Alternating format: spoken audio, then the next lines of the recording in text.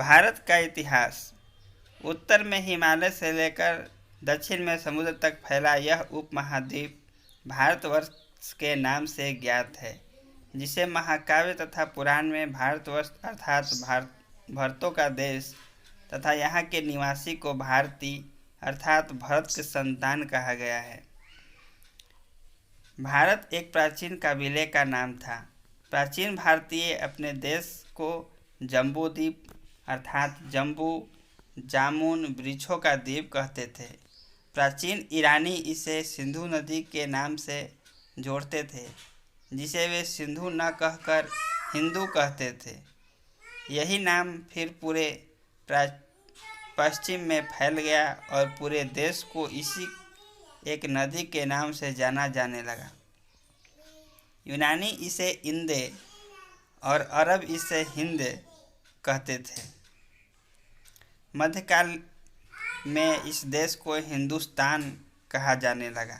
यह शब्द भी फारसी शब्द हिंदू से बना है। यूनानी भाषा के इंदे के आधार पर अंग्रेज इसे इंडिया कहने लगे। पारा बदले विंध्य के पश्चिम श्रृंखला देश को उत्तर और दक्षिण दो भागों में बांटती है। उत्तर में इंडो यूरोपियन परिवार के भाषाएं बोलने वाले को और दक्षिण में द्रविड़ परिवार के भाषा बोलने वाले को बहुतम है।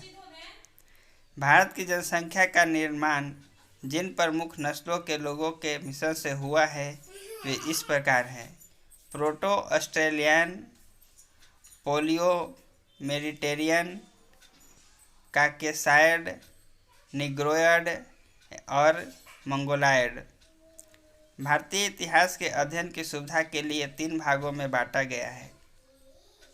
प्राचीन भारत 3 भागों में बांटा गया है।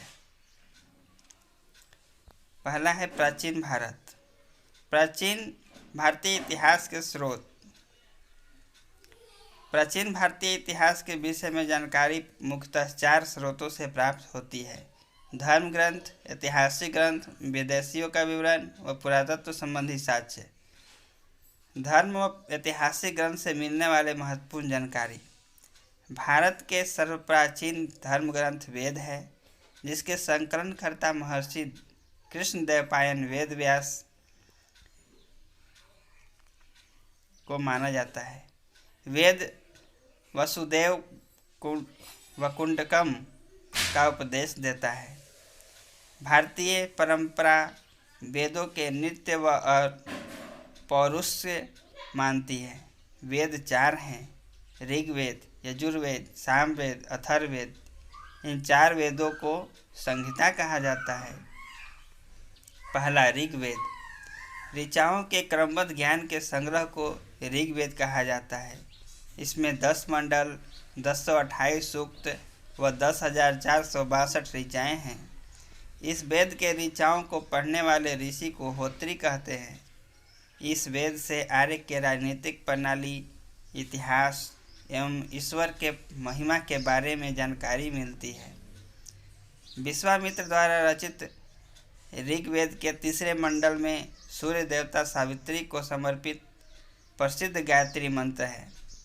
इसके 9वें मंडल में देवता सोम का उल्लेख है। इसके 8वें मंडल के हस्तलिखित ऋचाओं को खील कहा जाता है। चतुष्वर्णीय समाज के कल्पना का आदि स्रोत ऋग्वेद के 10वें मंडल में वर्णित पुरुष सूक्त है, जिनके अनुसार 4 वर्ण ब्राह्मण, क्षत्रिय, वैश्य, शूद्र आदि पुरुष ब्राह्मण के क्रमशः मुख, भुजाओं, जांघों और चरणों से उत्पन्न हुए हैं। ऋग्वेद के कई परिच्छेद में प्रयुक्त अधन्य शब्द का संबंध गाय से है। धर्म सूक्त 4 प्रमुख जातियों के स्थितियों, व्यवसायों, दायित्वों, कर्तव्यों तथा विशेषाधिकारों से स्पष्ट विभेद करता है। ईसा पूर्व ईस्वी वर्तमान में प्रचलित ग्रेगोरियन कैलेंडर, ईस्वी कैलेंडर जूलियर कैलेंडर ईसाई धर्म गुरु ईसा मसीह के जन्म वर्ष पर आधारित है। ईसा मसीह के जन्म के पहले के समय को ईसा पूर्व कहा जाता है। ईसा पूर्व में वर्षों का गिनती उल्टी दिशा में होती है। जैसे गौतम बुद्ध का जन्म 563 ईस्वी पूर्व में तथा मृत्यु 483 ईस्वी पूर्व में हुआ, यानी ईसा मसीह के जन्म 563 ईस्वी पूर्व, महात्मा बुद्ध का जन्म 483 ईस्वी पूर्व मृत्यु हुई। ईसा मसीह के जन्म तिथि से आरंभ हुए सन ईस्वी सन कहलाती है। इसके लिए संक्षेप में ई लिखा जाता है। ई को लैटिन भाषा के शब्दों में एडी भी लिखा जाता है।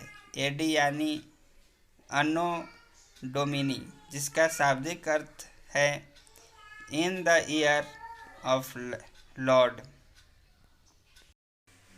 वामनावतार के 3 पर्वों का अध्ययन का प्राचीनतम स्रोत ऋग्वेद है। ऋग्वेद में इंद्र के लिए 250, अग्नि के लिए 200 ऋचाओं की रचना की गई है। प्राचीन इतिहास के साधन के रूप में वैदिक साहित्य में ऋग्वेद का शब्द शतपथ ब्राह्मण का स्थान है। यजुर्वेद सस्वर पाठ के लिए मंत्रों और बलि के समय अनुपालन के लिए नियमों के संकलन यजुर्वेद कहलाता है। इसके पाठकर्ता को अध्वर्यु कहते हैं। यजुर्वेद में यज्ञों के नियमों व विधि विधानों के संकलन मिलता है। यह एक ऐसे वेद है जो गद और पद दोनों में है। सामवेद, साम का अर्थ है गान। इस वेद में मुख्यतः यज्ञों के अवसर पर गाए जाने वाला ऋचाओं का संकलन है। इसके पाठकर्ता को उदात्री कहते हैं। इसके संकलन ऋग्वेद पर आधारित है। इसे भारतीय संगीत का जनक कहा जाता है। यजुर्वेद और सामवेद में किसी भी विशिष्ट ऐतिहासिक घटना का वर्णन नहीं मिलता है। अथर्ववेद, अथर्वा ऋषि द्वारा रचित इस वेद को कुल 731 मंत्र, लगभग 6000 पद और इसके कुछ मंत्र ऋग्वैदिक मंत्र से भी प्राचीनतर है। अथर्ववेद कन्याओं के जन्म की निंदा करता है। ऐतिहासिक दृष्टि से अथर्ववेद का महत्व इस बात से है कि इसमें सामान्य मनुष्यों के विचारों व अंधविश्वासों के विवरण मिलता है। थैंक यू दोस्तों, आज का पाठ पूरा हो गया। मिलते हैं दोस्तों अगले वीडियो में।